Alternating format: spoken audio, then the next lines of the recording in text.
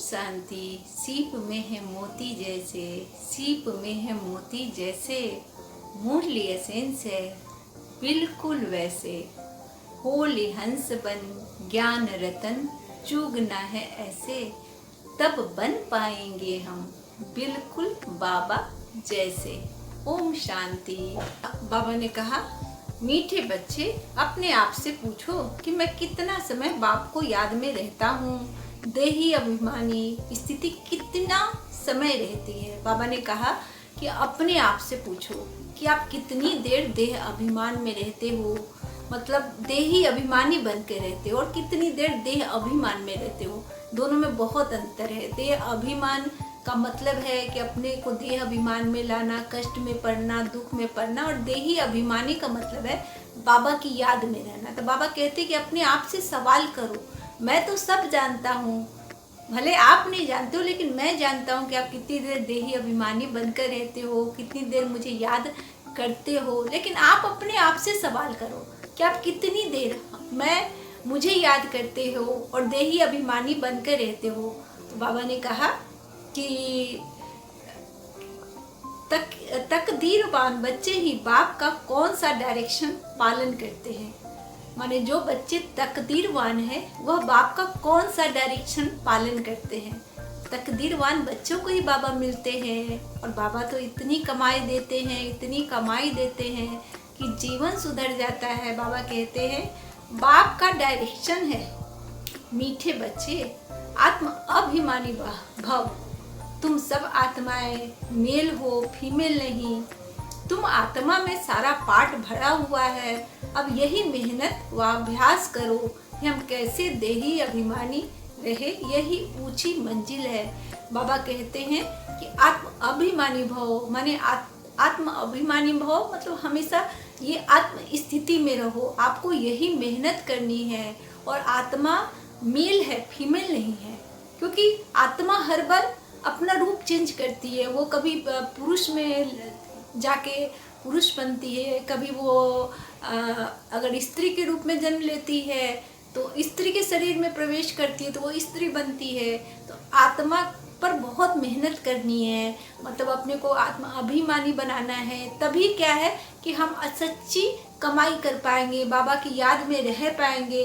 बाबा कहते हैं यह बहुत ऊंची मंजिल है, लेकिन जितनी भी ऊंची मंजिल क्यों नहीं हो बाबा, आपके प्यार से बढ़कर कुछ भी नहीं है। आप माने जितना आप प्यार करते हो, जितना आप सुख देते हो, तो उससे तो ये बहुत समझो कि बहुत छोटी मंजिल है। अगर हम आपकी याद में रहते हैं तो जो देह भान का जो कष्ट है, जो दुख है, जो इतनी तकलीफ होती है, चिंता है, एंजाइटी है, डिप्रेशन है, शरीर में जो रोग है, सारे खत्म हो जाते हैं बाबा। तो आपको याद करना तो बहुत आसान है। दिन भर आपकी याद में रहो, मस्त रहो और हमेशा खुश रहो, क्योंकि आप तो सारे बोझ हमारे ले लेते हो। खुद कहते हो कि बच्चे सारे बोझ तुम्हारे मेरे हैं। बाबा आगे कहते हैं कि जो गीत आज का है वो है तकदीर जगा कर आई हूँ। ओम शांति। तकदीर तो हमारा जग ही गया बाबा कि आप मिल गए हो, भगवान मिल गया, तो इससे बड़ा तकदीर क्या हो सकता है बाबा। आगे है, बाबा ने कहा जो धारणा के लिए जो बात कही बाबा ने, ज्ञान को अच्छी रीति धारण कर देही अभिमानी बनना है, यही मेहनत है, यही ऊंची मंजिल है। इस मेहनत से आत्मा को सतो प्रधान बनाना है। माने ज्ञान को अच्छी रीति जब धारण करेंगे तभी हम देही अभिमानी बनेंगे।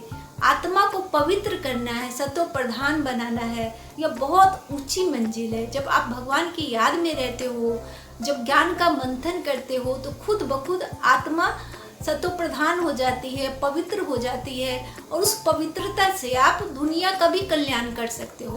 क्योंकि अभी जो सिचुएशन है, जो परिस्थिति है, लोगों में जिस तरह का डर है, वह हम आत्माओं में नहीं है, क्योंकि हम निडर है। हमें लगता है बाबा हमारे साथ है, और इसके अलावा हम आत्माएं एक बहुत बड़ा काम कर रही हैं, जो बाबा की सेवा है। और सच पूछे तो अपने मन को भी सुख देता है वह मनसा सेवा। माने बहुत सारी आत्माएं जो बीमार हैं, जिनको प्रॉब्लम्स है, कष्ट है, उनके लिए हम योग कर रहे हैं, और उन आत्माओं को बहुत ज़्यादा आराम मिल रहा है। माने बाबा से कहने की देरी है, आज सिचुएशन एकदम ख़राब है और कल सिचुएशन बहुत अच्छी हो जाती है। यह मैंने कम से कम मैं महसूस कर रही हूँ, मैं देख रही हूँ कि जिसके लिए बाबा को कहती हूँ योग के समय में, बाबा उस आत्मा को बिल्कुल चंगा कर देते हैं, ठीक कर देते हैं।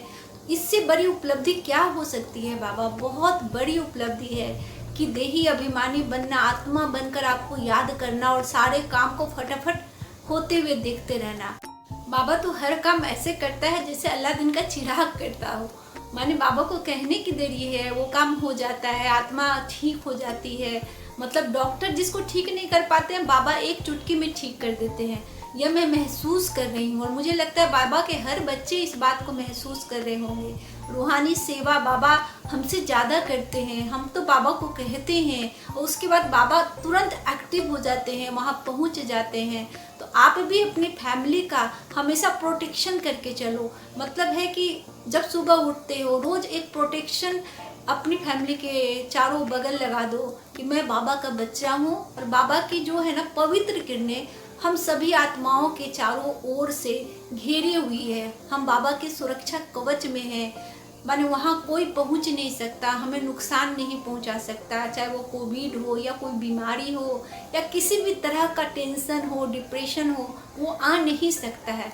इस तरह की धारणा सुबह उठते उठते और रात में सोते समय अगर आप करते हो तो ये 100% की गारंटी है कि आपका पूरा परिवार प्रोटेक्शन में होता है। मैं तो सुबह सुबह सबसे पहला मेरा काम होता है कि प्रोटेक्शन क्रिएट करना।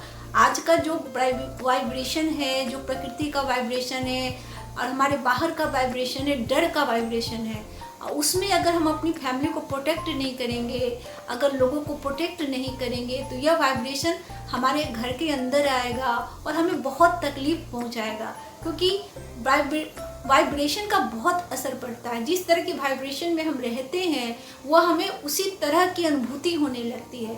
तो अपने आप को प्रोटेक्ट करना है, अपनी फैमिली को प्रोटेक्ट करना है, अपने रिश्तेदारों को प्रोटेक्ट करना और साथ में साथ पूरे विश्व को प्रोटेक्ट करना है। मतलब है कि पूरे विश्व की सेवा करनी है। जितना ज़्यादा हम ज्ञान में चलेंगे, माने चलते फिरते हमें प्रोटेक्शन क्रिएट करना है, क्योंकि बाबा का सुरक्षा कवच होता है, वो हमेशा रक्षा करता है। मैंने महसूस किया है और मैंने जितने लोगों को भी बताया है, सब लोग इस बात को महसूस कर रहे हैं। तो बाबा ने कहा, दूसरी जो धारणा के लिए बात है जो बाबा ने कहा, जिन बनकर याद की यात्रा करनी है, माया कितने भी विघ्न डाले लेकिन मुख में मूलहरा डाल देना है। माया से तंग नहीं होना है, एक की ही याद में रखकर तूफान हटा देने हैं। बाबा कहते हैं माने जिन की तरह यात्रा करनी है, हमेशा बाबा की याद में रहना है। क्योंकि जब याद में रहते हैं तो हम चूँकि लौकिक जगत में रहते हैं तो बहुत बार माया हमें तंग करने लगती है। ऐसी सिचुएशन, ऐसी परिस्थिति आ जाती है, लोगों का व्यवहार कुछ ऐसा हो जाता है कि हम तकलीफ में आ जाते हैं, हमें कष्ट होने लगता है।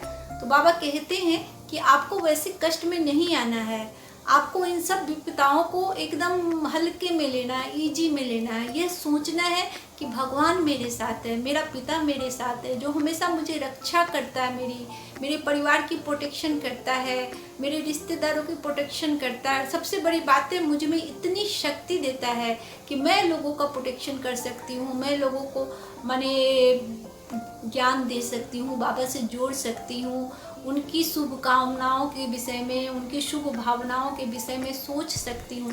तो बहुत सारी चीज़ें बदल जाती है। बाबा जो हमें दे रहे हैं बहुत ज़्यादा दे रहे हैं और हमें इसे महसूस करना बहुत ज़रूरी है। आज का जो वरदान है जो बाबा ने दिया, अलौकिक खेल और खिलौने से खेलते हुए सदा शक्तिशाली बनने वाले अचल अडोल भाव, माने अलौकिक खेल और खिलौनों से खेलने वाले। तो हमारे लिए तो अलौकिक जीवन हो गया है, तो हमारे लिए तो बहुत खेल ही हो गया है। कभी फरिश्ता बन जाओ, कभी आत्मा बन जाओ। पहले तो हम सिर्फ एक इंसान थे और वह भी मैले पतित इंसान थे। क्योंकि पतित अब लगता है हम पतित थे, पहले नहीं लगता था कि हम पतित हैं। पहले तो हम अपने आप को बहुत धन्य समझते थे, हमें लगता था कि हमसे अच्छा कोई है ही नहीं। लेकिन अब जब लगता है, जब बाबा के ज्ञान में आए हैं, जब सोचते हैं तो लगता है कि हम लोग बहुत पतित थे, बहुत माने पतित ही थे सच्ची में। अब हम पावन बन गए और तो खेल लगने लगे है सब कुछ। कभी फरिश्ता बन जाओ, तो कभी आत्मा बन जाओ, कभी देवता बन जाओ, माने अलग कभी कभी ऐसा हो कि मंदिर में जाकर बैठ करके अपने भक्तों को पूरा आशीर्वाद दो। तो मतलब बाबा ने जो 5 स्वरूपों की ड्रिलिंग करवाई है, अगर आप उसका जब अभ्यास करते हो तो बहुत मज़ा आता है, इतना अच्छा लगता है कि अरे हम ये थे, माने हम कभी देवता थे, हमारी भी पूजा होती थी। और दूसरी बात, हम फरिश्ता हैं, लाइट हैं, और लोगों को भी हम लाइट कर सकते हैं, लोगों का दुख हर सकते हैं। मैं तो कभी कभी फरिश्ता स्वरूप में जब होती हूँ तो मेरे इतने सुंदर सुंदर प्यारे प्यारे पंख होते हैं। उसके बाद मैं बिल्कुल एकदम लाइट प्रकाश से चकाचौंध रहती हूँ। फिर मैं बादलों पे उड़ती हूँ ऐसे ऐसे करके, और फिर मैं आसमान में उड़ती हूँ, फिर मैं जाती समुद्र में मैं उड़ती हूँ। मैंने पूरा परम धाम का चक्कर लगाती हूँ, सभी आत्माओं के पास जाती हूँ, बाबा को ले जाती हूँ, सबको आशीर्वाद दिलवाती हूँ। जो बीमार आत्माएं हैं उनको ठीक बाबा को कहती हूँ करने के लिए, उनका प्रोटेक्शन डालती हूँ। मतलब मज़ा आ जाता है। माने एक इंसान जो पतित था अभी पावन बनकर 5 स्वरूप उसके हो गए। आपको जिस स्वरूप में मज़ा आता है उस स्वरूप में आप भ्रमण करो, पूरी दुनिया घूम लो। पहले हम घर में पड़े पड़े माने सड़ते रहते थे। अभी का जो समय था, कोविड का पिछला साल, मुझे याद आ रहा है कि वो जब कोविड शुरू हुआ तो मैं इतने टेंशन में आ गई, क्योंकि मैं काम करने वाली थी, क्योंकि मैं फैशन डिज़ाइनर हूँ। तो मुझे लगा कि मैं बिना बाहर निकले कैसे रह पाऊँगी, और मेरे अंदर इतना टेंशन आ गया, इतना डिप्रेस्ड हो गई मैं। लेकिन जैसे ही भगवान ने मुझे सेलेक्ट कर लिया, अचानक से मेरे मोबाइल से एक नंबर आके लगा और राजयोगा मेडिटेशन मैंने शुरू किया। उसके बाद मैं बाबा से जुड़ती चली गई, और अब तो क्या, अब तो घर में भी मज़ा ही आता है, कैसे दिन बीत जाता है पता ही नहीं चलता है। और दूसरी बात है कि अलग अलग स्वरूपों का अभ्यास करने में बिल्कुल जादू जैसा लगता है, कि जैसे हम सच्ची में लगता है कि हम एकदम जादू नगरी में आ गए हैं। तो बाबा कहते हैं, बहुत प्यारी बात बाबा कहते हैं कि तुमको माया से तंग होना ही नहीं है, माया तुम्हें तंग नहीं कर सकती, याद में रहोगे तो हर माया चली जाएगी। बाबा किसी मुरली में कहा था, माया तो कागज का शेर है, कागज पे बना हुआ शेर है, तो बस उतना ही उसको वैल्यू दो। जब उसको वैल्यू नहीं मिलेगी तो खुद ब खुद चला जाएगा।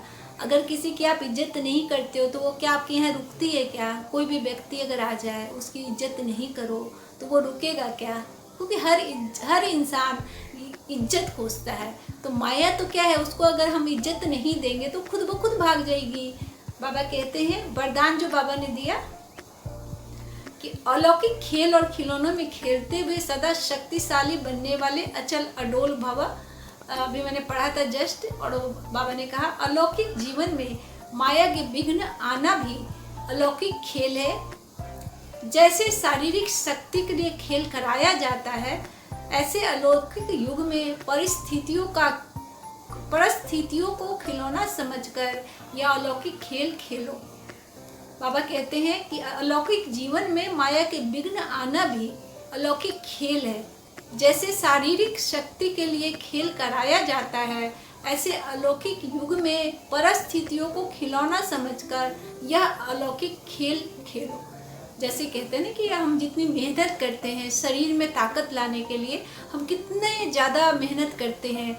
अगर एक्सरसाइज करते हैं, खेल खेलते हैं, तो शुरू में हमें कितनी प्रॉब्लम आती है, हमें बहुत कष्ट लगता है, शरीर दर्द करता है। अगर हम शुरू में जब हम जिम जाते हैं और हमें कितना कष्ट आता है, लेकिन बाद में जब शरीर उसका आदी हो जाता है तो उसमें मज़ा आने लगता है। तो बाबा यही कहते हैं कि जब आप अलौकिक खेल में, जब बाबा के ज्ञान में और बाबा की याद में रहोगे तो शुरू में माया बहुत तंग करेगी। आपको लगेगा अरे छोड़ो, इसमें बहुत कष्ट हो रहा है। जब से एक तो बाबा को याद करो, उस पर से माया कितना तंग कर रही है, माने ये सिचुएशन आ गई, ये परिस्थिति आ गई, ये इसने ये कह दिया, उसने वो कह दिया, माने इस तरह की इतनी सारी उलझने आ जाती है कि बाबा की याद बहुत भारी लगने लगती है। और ज्ञान मुरली का भी बोलते टाइम ही नहीं निकलता है, कैसे मुरली सुने। इतनी प्रॉब्लम्स है लाइफ में कि इंसान बैठ के मुरली सुने कि अपनी प्रॉब्लम सॉल्व करे। तो ये सब क्या माया के विघ्न होते हैं। लेकिन जैसे ही हम इस विघ्नों को पार करते हैं, हमें बाबा इस विघ्नों से पार करना सिखा भी देते हैं, तो यह हमें खेल लगने लगता है। कहते हैं इससे डरो तो बिल्कुल नहीं, और साथ में घबराओ भी नहीं। संकल्पों सहित स्वयं को बाप दादा के हवाले कर दो, बलिहार कर दो, तो माया कभी वार कर ही नहीं सकती। रोज अमृत वेले साक्षी बन स्वयं को सर्व शक्तियों से श्रृंगार करो तो अचल अडोल रहेंगे।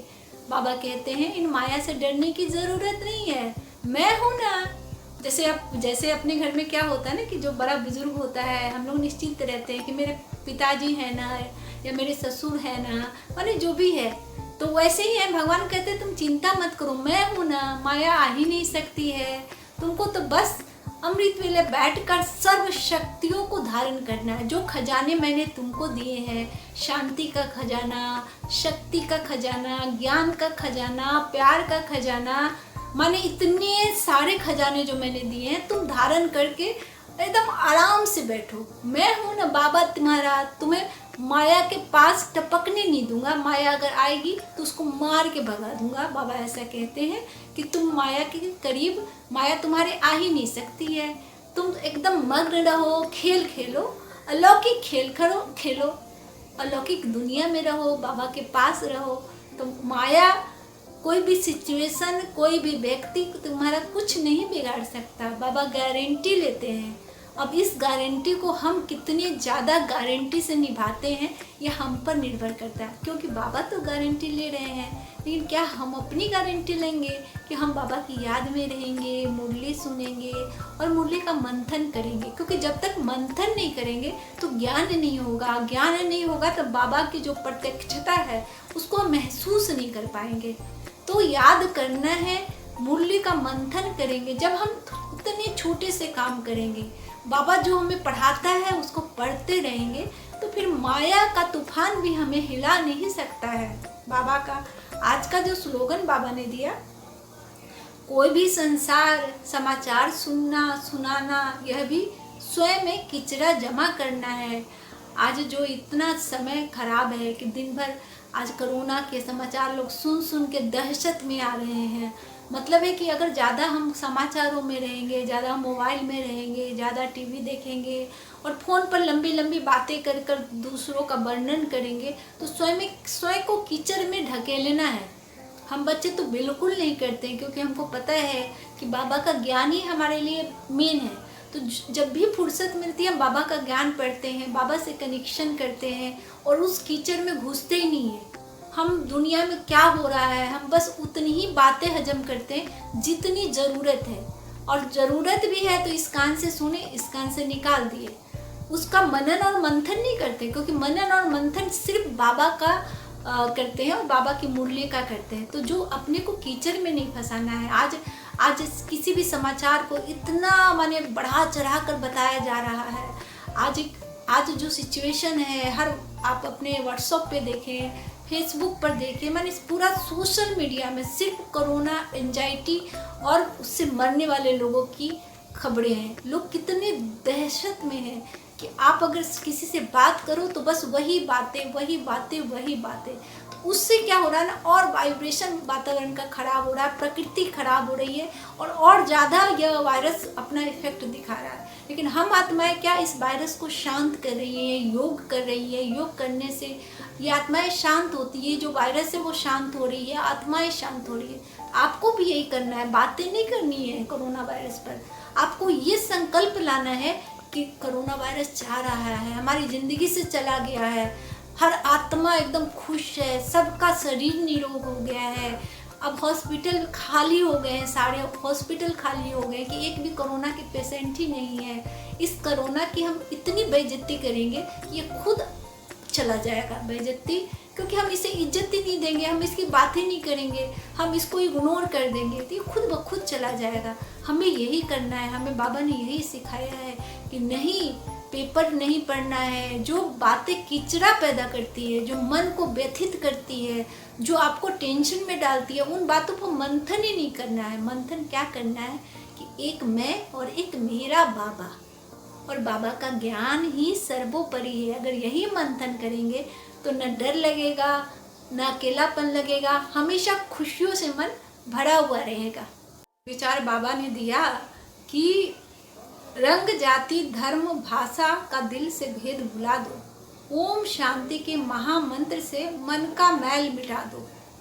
बाबा ने कहा कि रंग, जाति, जो भेदभाव में हम जीवन जीते हैं, लेकिन गति तो सबकी एक ही होनी है।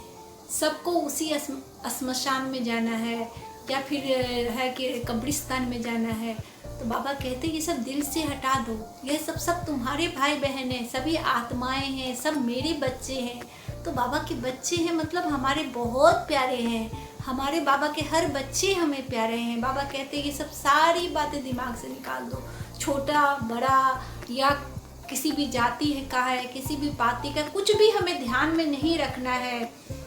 और बस एक ही ओम शांति के महामंत्र से पूरा मैल मिटा दो। जो ओम शांति का जो महामंत्र है मतलब पूरी दुनिया शांत स्वरूप है। मैं शांत स्वरूप आत्मा हूँ, मेरे पिता शांति के सागर हैं और ये दुनिया शांत स्वरूप है। माने ये ओम शांति में पूरे विश्व की शांति है। इस शांति से अपने जीवन को एकदम बहुत शांत कर लो, बहुत अच्छा कर लो। क्योंकि अगर इस चक्र में पड़ोगे, अपना पराया के चक्र में और भेदभाव में, जाति पाति में, तो बहुत कष्ट होगा। बाबा कहते हैं कि मेरे बच्चे ऐसे नहीं हो सकते, इस तरह की चीज़ें आपको शोभा नहीं देती। बच्चे सब मेरे बच्चे हैं, ऐसा समझकर सबसे व्यवहार करो। आज का जो सम्मान दिया है बाबा ने, मैं आत्मा अचल अडोल हूँ, मतलब एकदम अचल हूँ, अडोल हूँ। कोई भी सिचुएशन, कोई भी परिस्थिति मुझे हिला नहीं सकती है। मैं अचल हूँ, अडोल हूँ कि मेरा एक बाबा दूसरा न कोई, मैं बाबा की और बाबा मेरा। कहते हैं, एक बार गुलजार दादी का मैंने सुना था कि जो अपनी कोई चीज़ होती है ना, उससे बहुत प्यार होता है लोगों को, चाहे वह सुई भी क्यों नहीं हो। एक पेंसिल भी होती है ना, उससे भी लोगों को प्यार होता है, छोटी से छोटी चीज़ से। तो ऐसा क्यों नहीं करते कि हम बाबा से प्यार करने लगे। जैसे ही हम बोलेंगे बाबा मेरा, तो आपको प्यार हो जाएगा। उधर से जवाब आएगा बच्चा मेरा। तो हम जैसा वाइब्रेशन बाबा को भेजेंगे, उधर से बाबा का उतनी तेज़ी से जवाब आएगा। तो हम क्यों नहीं कहें बाबा मेरा, मेरा मीठा बाबा, मेरा प्यारा बाबा। तो बाबा भी कहते हैं मेरे सिकिलदे बच्चे, मेरे प्यारे बच्चे, मेरे मीठे बच्चे। तो जब बाबा साथ है तो अजब अडोल तो स्थिति रहेगी ही रहेगी। आगे जो आज का जो अव्यक्त इशारा है कि मैं पवित्रता का अवतार हूँ, जो हमें योग अभ्यास करना है कि हम पवित्रता के अवतार हैं। तो हम लोग थे जो इस धरती पर आकर अपवित्र हो गई। हम देवता थे, हम फरिश्ता थे, हम माने बिल्कुल कृष्ण की तरह थे, लेकिन धीरे धीरे सीढ़ी उतरते उतरते हम बिल्कुल पतित हो गए हैं वापस ब्राह्मण स्वरूप में। अब हम अपने आप को योग बल से वापस पवित्र बना रहे हैं। आपको ये योग अभ्यास करना है और इसे याद करना है, याद करके इसका मनन और चिंतन करना है। और साथ में हो सके तो लिख लीजिए ताकि ये आपको याद रहे। मैं परम पवित्र आत्मा भृकुटी की कुटिया में विराजमान हूँ, मतलब भृकुटी की कुटिया में विराजमान हूँ। मैं परम पवित्र आत्मा, मैं विदेही आत्मा परम धाम में देह की स्मृति को मर्ज कर स्वयं को इमर्ज करती हूँ। मतलब है कि जो हम विदेही आत्माएं हैं, हमारी देह नहीं है। क्योंकि देह तो ये 5 तत्वों का बना शरीर है, वो तो खत्म होने वाला है। और आज हम इस शरीर में हैं, कभी दूसरे शरीर में होंगे।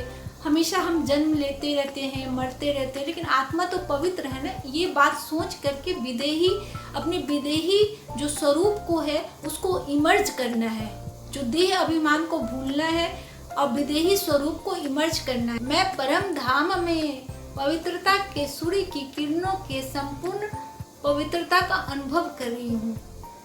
मतलब मैं परम धाम में हूँ और बाबा की पवित्र किरणों का संपूर्ण अनुभव कर रही हूँ। जब आप योग करने बैठते हैं तो योगाभ्यास में ऐसा करें कि बाबा की किरणें मुझ पर गिर रही है और मैं बहुत पवित्र महसूस कर रहा हूँ। क्योंकि बाबा की किरणों में जो पवित्रता है वो हमें बिल्कुल पवित्र बना रही है। आगे जो योग अभ्यास है, अब मैं अपना अंतः बाहक शरीर धारण कर विश्व के चारों ओर पवित्रता के वाइब्रेशन फैला रही हूँ, जिससे अपवित्रता का अंधकार समाप्त होता जा रहा है। संपूर्ण वसुंधरा पवित्रता से महक उठी है। बाबा ने बहुत अच्छा योग अभ्यास कराया है, आपको घर में ज़रूर करना है और पवित्र बन के रहना है। बाबा की बात को मानना है, क्योंकि जब आप पवित्र बनेंगे तभी विश्व को भी पवित्र कर पाएंगे। तो एक एक लाइन बहुत अच्छी है, इसे बार बार सुनिए, नोट कर लीजिए और नोट करने के बाद योग का अभ्यास कीजिए, तभी आप बाबा के बहुत करीब हो पाएंगे। आज का जो चिंतन है, जो बाबा ने कहा है कि अपनी ड्रिलिंग करनी है, चिंतन करना है, वह है मैं आत्मा सृष्टि को पावन बनाने के लिए परमात्मा की तरह अवतरित हुई हूँ। बाबा ने कहा है कि बाबा देखो अपने जैसा बना देते हैं। बाबा कहते हैं कि परमात्मा की तरह अवतरित हुई हूँ। कितना बड़ा मान दे रहे हैं बाबा, आप सोचो तो। माने एक एक लाइन अगर सोचोगे ना तो लगेगा कि वो माने एक एक लाइन में बाबा के लगता रहता है कि सच में हम कितने पवित्र हैं, कितने पावन हैं, हम देवता स्वरूप है। बाबा बिल्कुल अपने जैसा बनाते हैं। और कहाँ भक्ति बारे में हम कहते थे हम नीच हैं, पतित हैं, आप बहुत महान हो, हम तो पतित हैं, बाबा हमें दया करो, भिक्षा दे दो, भीख दे दो। उससे बिल्कुल परे बाबा हमें कहते हैं कि आप मेरे समान हो, मैं परमात्मा की तरह अवतरित हूँ। कितनी बड़ी बात है। तो अपनी ड्रिलिंग करनी है कि एक छोटी भी अपवित्र बात हमारे साथ नहीं आए, हमारे पास नहीं आए। तो बहुत ध्यान देना है, बहुत अच्छे से चलना है, क्योंकि जरा भी अगर ध्यान हमारा भटका तो आप समझिए कि बहुत प्रॉब्लम हो जाएगी, बाबा हमसे दूर हो जाएंगे। और बिना बाबा के तो हम रह ही नहीं सकते हैं। तो हमेशा पवित्र बनकर रहे, बाबा के बहुत नज़दीक जाना है, बाबा के दिल का तारा है हम। बाबा अपने नैनों में हमें बिठा कर रखते हैं, तो हमें भी उस काबिल बनना है। चलिए, ओम शांति।